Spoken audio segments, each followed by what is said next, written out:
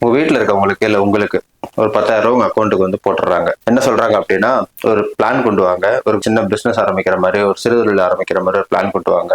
அதை பார்த்துட்டு அதை ஆடிட் பண்ணிட்டு அதை நாங்க வந்து 2,00,000 வரையும் 3,00,000 வரையும் சாங்ஷன் பண்றோம்.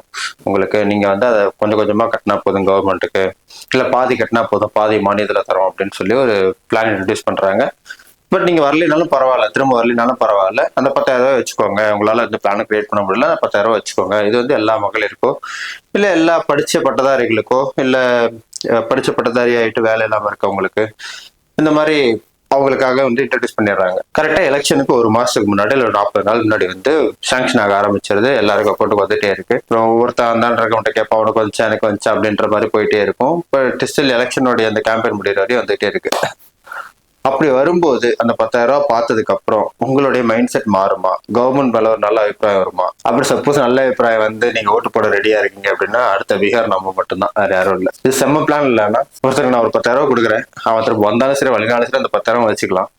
திரும்ப வந்துட்டானா 2,00,000 நான் கொடுக்குறேன், அந்த 2,00,000 கொஞ்சம் கொஞ்சமா கட்டினா இல்ல பாதி கட்டினா போதும் கவர்மெண்ட்டுக்கு. இதே வந்து நான் பண்றேன்னு வச்சுக்கோங்களேன், ஒரு பிரைவேட்ல வந்து நான் பண்றேன், நான் வந்து எல்லார்ட்டையும் ஒரு பிசினஸ் ஐடியா தரேன் அப்படின்னு சொல்லிட்டு ஒரு நாளைக்கு ஒரு ஒரு டிக்கெட் போட்டு ஒரு 10,000 வாங்குறேன். 10,000 ஒருத்தர்ட்டு வாங்கி ஒரு செஷன் மாதிரி கண்டக்ட் பண்ணி இந்த செஷன் மூலியமா நீங்க வந்து ஒரு 2 கோடி ரூபாய் வரைய சம்பாதிக்கலாம் மாசம் மாசம் அப்படின்னு சொல்றேன். சப்போஸ் அது நடக்கலன்னா திரும்ப என்ன பணம் கேட்காதீங்க. நடந்துருச்சுன்னா நீங்களே வச்சுக்கோங்க லாபத்தை எல்லாத்தையும் அப்படின்ற. அப்படின்னா இப்போ இது ஒரு எவ்வளவு பெரிய ஸ்கேம் இது, ரைட்டா? இதை வந்து கவர்மெண்ட் வந்து மக்களை பண்ண வைக்குது. இது வந்து ஒரு கிளீன் ஃபார்முலா, பீகார் ஃபார்முலான்னு பேரே வச்சிடலாம். ஏன் சொல்றேன் அப்படின்னா இந்த ஃபார்முலா வந்து இப்பதான் இன்ட்ரடியூஸ் பண்றாங்க. ஒரு அவனோட அக்கௌண்ட்டுக்கு வந்து 10,000 அப்படியே போடுறது. அதை பார்த்து எலெக்ஷன் கமிஷன் கேள்வி கேட்க மாட்டாங்க, சுப்ரீம் கோர்ட்டு கேள்வி கேட்கல. அண்ட் அதோட இம்பாக்ட் வந்து எலெக்ஷன் ரிசல்ட்ஸ்ல பெருசா இருக்கு. எக்ஸாம்பிளுக்கு பீகார்ல நடந்தது என்னன்னா 75 லட்சம் பேத்துக்கு நாங்க வந்து இந்த மாதிரி தரப்போறோம் அப்படின்னு சொல்லி 10,000 அக்கௌண்ட்ல போட ஆரம்பிச்சு அது 1.2 கோடி பேர் வரையும் போயிருக்கு. அந்த பணம் போட்டதுனால 71% வந்து வின்னிங் ஓட் ஷேரிங், பிஜேபி அலையன்ஸோட வின்னிங் ஓட் ஷேரிங்ல வந்து 71% வந்து பெண்கள் ஓட்டு மட்டுமா. ஸோ ஆப்வியஸா தெரியும் அந்த 10,000 இம்பாக்ட் வந்து அவங்களை பெரிய லெவல்ல ஜெயிக்க வச்சிருக்கு அப்படின்றது. இது கண்டிப்பா சொல்றேன், இந்த ஃபார்முலாவை கண்டிப்பா தமிழ்நாடு கையில் எடுக்கும். ஏதோ ஸ்டேட் கவர்மெண்ட் கையில் எடுக்கும், இல்லைன்னா சென்ட்ரல் கவர்மெண்ட் கையில் எடுக்கும். பிஜேபி வந்து கண்டிப்பா அடுத்து 2020 எலெக்ஷன்ல வந்து அவனுக்கு அந்த 40 சீட்ல பாதியாவது கண்டிப்பா தேவை. ஏன்னா லாஸ்ட் எலெக்ஷன்லயே வந்து அவங்களுக்கு ரொம்ப மேஜர் டிஃபரன்ஸ் இல்லை, ஒரு 60 சீட்டு தான் டிஃபரன்ஸ் காங்கிரஸ்க்கும் பிஜேபியோட அலையன்ஸ்க்கும்.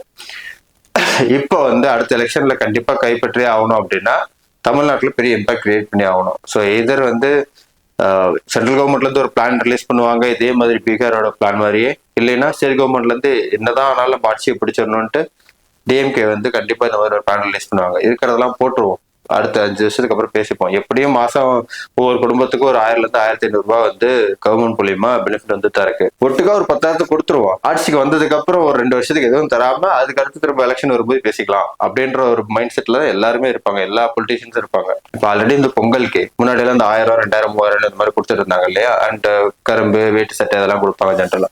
ஸோ அதை வந்து இந்த தடவை வந்து 5,000 கொடுக்கணும், இல்ல 3,000 மினிமம் கொடுக்கணும் அப்படின்ற மாதிரி மினிஸ்டர்ஸ் அண்ட் எம்எல்ஏஸ் எல்லாம் வந்து ஆபீசர்ஸ் கிட்ட வந்து ப்ரெஷர் போடுற மாதிரி தான் நியூஸ் வந்துட்டு இருக்கு.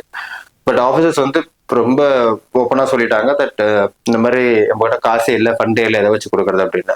அண்ட் இப்போ வந்து கடன் வாங்கியாவது கொடுக்கணும் அப்படின்ற மாதிரி வந்து ப்ரெஷர் போட்டுட்டு இருக்காங்கன்ற மாதிரி சொல்றாங்க. இல்லைன்னா இந்த பொங்கல் கொடுத்தாதான் அடுத்து அப்படியே கண்டினியூஸா அடுத்தடுத்து ஃப்ரீபி கொடுக்கும்போது இலவசமோ இல்லை விலையில்லா திட்டங்கள் ஏதாவது அறிமுகப்படுத்தும் போது இம்பாக்ட் அப்படியே கிரியேட் ஆகிட்டே இருக்கும், இல்லை நெரட்டிவ் வந்து கண்டினியூ பண்ணிட்டே இருக்க முடியும். ஸோ அதனால இந்த எலெக்ஷன் வந்து பெரிய லெவல்ல ஃபன்னா இருக்க போது, மாத்தி மாத்தி ரொம்ப போட்டி போட்டுட்டு இருக்கிறவங்களா காசு தர போறாங்க. பட் கொஞ்சம் யோசிங்க, இந்த காசு வந்து ஒரு டெம்பரரி ஹாப்பினஸ் இது. இதை வச்சு நம்ம ஒண்ணுமே பண்ண முடியாது. இதை வச்சு அந்த பர்டிகுலர் மந்த் வேணா கொஞ்சம் எக்ஸ்பென்சிவா ஓட்டலாமே தவிர அடுத்து வரக்கூடிய அந்த 4 வருஷமோ 5 வருஷமோ வந்து ரொம்ப கஷ்டமா இருக்கும். அடுத்த பீகாரா ஆக்கிறாரு தமிழ்நாட்டை.